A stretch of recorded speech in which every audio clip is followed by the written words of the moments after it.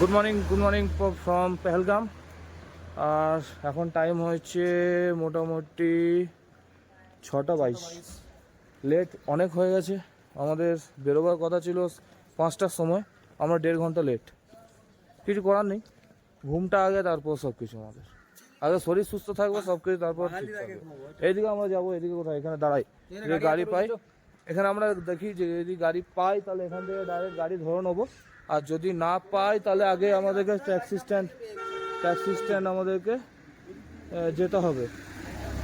তো কিছুক্ষণ ওয়েট করে যাই, 5-10 মিনিট। যদি পেয়ে যাই তাহলে বেটার, আর যদি না পাই তাহলে কিছু করার নেই, ট্যাক্সি স্ট্যান্ড যেতে হচ্ছে। আর সকাল সকাল যাই বলে কিন্তু আমি কি বলছি, গাড়ির জন্য এখানে গাড়ি থাকার থেকে যে কোনো একদিকে আসবে যে কোনো একদিকে হেঁটে লাভ নেই আমাদের। তো চলো, তোমাদের আমরা গাড়ি থেকে চেপে আর ভিডিও বানাচ্ছি না, আমি একদম চন্দনবাড়িতে গিয়ে তোমাদের সাথে ডাইরেক্ট অনলাইন হচ্ছি। তো গাইজ চলো, দেখা হচ্ছে চন্দনবাড়িতে। ওয়েলকাম গাইজ, চন্দনবাড়ি আমরা ঢুকে গেছি। মোটামুটি 15-20 মিনিটের মতো টাইম লাগলো। এখন আমরা সিকিউরিটি চেকিংয়ে যাব। সিকিউরিটি চেকিং থেকে বেরিয়ে দেন আবার অনলাইন হচ্ছি তোমাদের সাথে। Welcome back guys. আর প্রথমে ভান্ডারা একটু চাটা খেয়ে নেবো। চাটা ভাড়ার মধ্যে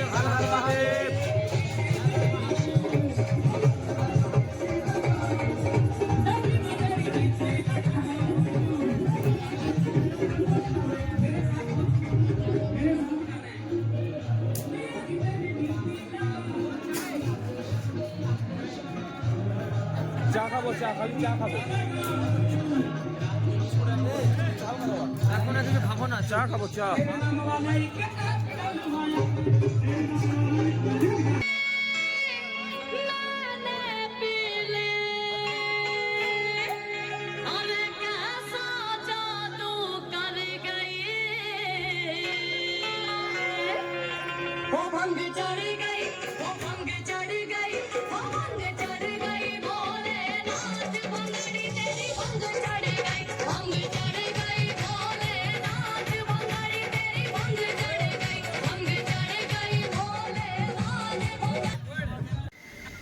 তো ভান্ডারায় আমরা সবাই হালকা কিছু খাওয়া দাওয়া করে, অর্থাৎ চা বিস্কুট খেয়ে আমরা বেরিয়ে গেলাম। আর এইদিকে দেখতে পাচ্ছ একদম স্টার্টিং পয়েন্টেই মানে প্রচুর পরিমাণে ভান্ডারা রয়েছে, যাতে সকালে হাঁটার আগে সবাই ব্রেকফাস্ট করে যেতে পারে।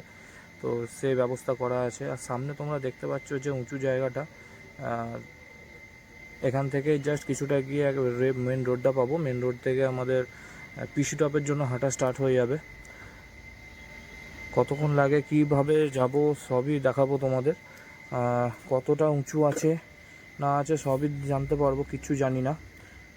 হাফ রাস্তা আমরা জাস্ট কভার করেছি। মোটামুটি এখনও 1 কিলোমিটার 1200 মিটারের মতো বাকি আছে। অবস্থা ঢিলা হয়ে গেছে, সত্যি বলছি, অবস্থা ঢিলা হয়ে গেছে পুরো, মানে একদম অবস্থা শোচনীয়। অসুবিধা নেই, আর কিছুক্ষণের মতো পৌঁছে যাবো। 1200 মিটারের মতো আছে। আর গাইস পিছনে ভিউ দেখো, পিছনের ভিউ।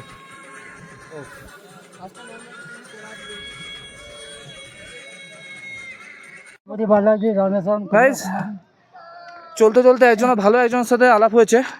एज दादा आपका एज 70 साल एज है दादा का। दादा ने মধ্যপ্রদেশ থেকে এখানে সাইকেল নিয়ে এসছে, প্লাস बालाजी रामेश्वरम कन्याकुमारी केदारनाथ बद्रीनाथ, बालाजी रामेश्वरम केदारनाथ बद्रीनाथ और क्या दादा, गंगोत्री यमुनोत्री, सारा दादा ने घुमा साइकिल लेके। সাইকেল নিয়ে দাদা ঘুরেছে। তো আমাদের লজ্জা লাগা দরকার যে আমরা এইটুকুনি হাঁটতে আমাদের অবস্থা খারাপ হয়ে যাচ্ছে, কিন্তু দাদা পুরো অল ওভার ইন্ডিয়া বলতে গেলে যেগুলো দর্শন আছে সেগুলো দাদা এই 70 বছর বয়সে সাইকেল নিয়ে করেছে। তো দাদাকে স্যালুট দাদাকে।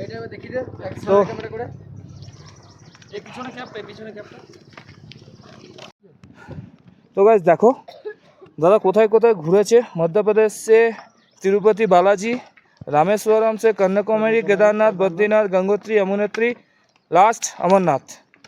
तो दादा के लिए एक सैल्यूट है। इस एज में आप साइकिल लेके घूम रहे हो, ये बड़ी बात है। दादा ने रामेश्वरम किया, अब देखो एक बार साइकिल लेके इस एज में। केदारनाथ सब कुछ घूम लिया साइकिल से। চলিয়ে দাদা। আর তোমরা দেখতে পাচ্ছ সামনে ওই যে রাস্তাটা, এটা হচ্ছে পিসুটপ যাওয়ার পুরনো রাস্তা। এখন ওটা দিয়ে আর মানে কেউ যায় না, ওটা দিয়ে শুধুমাত্র যায় ঘোড়া বা পিট্টু যারা আছে তারা ওই রাস্তাটা দিয়ে যায়। আর এই রাস্তাটা যেটা করেছে, যেটাই দেখতে পাচ্ছ খাড়া রাস্তা, এটা শুধুমাত্র মানুষরা হাঁটে এই রাস্তাটা দিয়ে। কিন্তু ওই রাস্তাটাও সামনে গিয়ে একসাথে দুটো রাস্তা অ্যাড হয়ে যাবে, তখন সমস্যা হবে আমাদের যাওয়ার, মানে কারণ তখন সবাই একসাথে যাবো, ঘোড়া পিট্টু যারা হেঁটে যাচ্ছে তারা সবাই এক রাস্তা দিয়ে হাঁটবো। Welcome back guys, welcome to Pissutop. তো ফাইনালি রিচড, আমরা ফাইনালি পিসুটপ পৌঁছে গেছি। তো এখানে একটু খাওয়া দাওয়া করবো হালকা, দেন আবার আমরা বেরিয়ে যাব, কারণ শেষনাগ 2টার মধ্যে পৌঁছাতে হবে।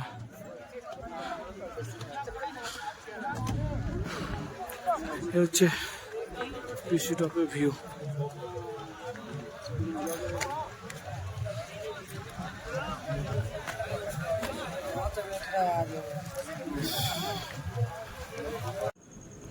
পিসুটপে ওঠার পর কিছুক্ষণ রেস্ট নিয়ে নিয়েছিলাম, তারপরে চলে এসেছি একদম সামনে ভান্ডারা। পিসুটপের প্রথম মানে অর্থাৎ পিসুটপে ওঠার পর প্রথম যে ভান্ডারাটা বড়, এটা একটা ভান্ডারা, শিবশক্তি ভান্ডারা। ঠিক তার একটু আগে আমাদের বাথরুম সেরে নিয়েছিলাম, বা এখানকার কিন্তু বাথরুম ফেসিলিটি খুব ভালো। যারা আসছো তাদের কোনো অসুবিধা হবে না এখানে, কারণ যে কোনো জায়গাতে সুন্দর বাথরুম পরিষেবা, কোনো প্রবলেম হওয়ার কারোরই, ছেলে হোক মেয়ে হোক কারোরই সমস্যা হবে না। দেখতে পাচ্ছ এখান থেকে ভান্ডারাটা স্টার্ট হচ্ছে। সামনে বাঁ দিকে তোমার গরম চা দিচ্ছে, বিস্কুট দিচ্ছে, গরম জল দিচ্ছে পর্যন্ত, যার যেটা খেতে ইচ্ছা। আর এখান থেকে পুরো স্টার্ট হয়ে যাচ্ছে খাওয়ার দাওয়ার ভান্ডারার পরিষেবা। খুব সুন্দর, খুবই সুন্দর। যারা না মানে যারা দেখেছো তাদের ব্যাপারটা আলাদা, কিন্তু যারা দেখোনি, যারা দেখোনি তারা যদি একবার আসো সত্যি মন ভরে যাবে। না এলে এর যে সৌন্দর্যটা তোমরা বুঝতে পারবে না। হর হর ভোলে শিব শম্ভু,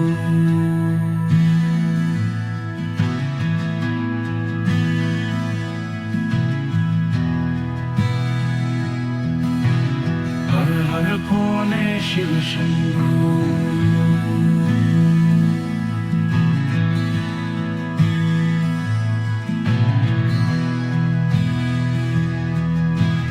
হর হর ভোলে শিব শম্ভু।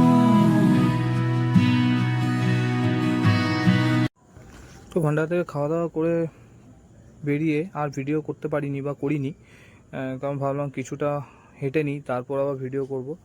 তো কিছুটা অনেকটা হাঁটার পর এই একটা দৃশ্য, এত বড় একটা ওয়াটারফল, আর এত প্রেসার এই ওয়াটারফলটা, মানে এত জোর, তোমরা ধারণা করতে পারবে না। আর ওই দেখতে পাচ্ছ দূরে সবাই হেঁটে যাচ্ছে, সামনে আছে শেষনাগ, অর্থাৎ শেষনাগ আমাদের আজকের লাস্ট স্টপেজ, ওখানে গিয়ে আমরা স্টে করব। আর এই জলটা আসছে ওই শেষনাগ থেকে, আর চারিধারের দৃশ্য দেখো তোমরা, মানে কোনো তুলনা হয় না, কোনো জবাব নেই কোনো এর। সামনে থেকে না দেখলে তোমরা বুঝতে পারবে। Welcome back guys. আর মোটামুটি সাড়ে তিন চার ঘন্টা হাঁটার পর আমরা এখন এসে পৌঁছেছি জজিপাল। এই সামনে হচ্ছে জজিপাল বেস ক্যাম্প, আর জজিপাল ভান্ডারা সব এখানেই আছে অ্যাভেলেবেল। তো গিয়ে দেখি একটু রেস্ট করব। সত্যি প্র্যাকটিস না থাকলে অনেক কিছু হয় না, প্র্যাকটিস সবসময়ের জন্য দরকার সব কিছুর ক্ষেত্রে। তো কথা বলার ক্ষমতা, সত্যি কথা বলার ক্ষমতা নেই, খালি জল খেয়ে যাচ্ছি, কথা বলার একদম অবস্থায় নেই। জজিলা পাস থেকে নামার পর এখন একজন সামনে একটা ভান্ডারা, সে ভান্ডারায় যাবো, খাবো না কিছু, জাস্ট দেখে নেবো কী কী আছে। এখন খেলে আর হাঁটা সম্ভব হবে না, তো ভাই খাবে, আমি দেখি এখানে কী কী আছে তোমাদেরকে দেখাই।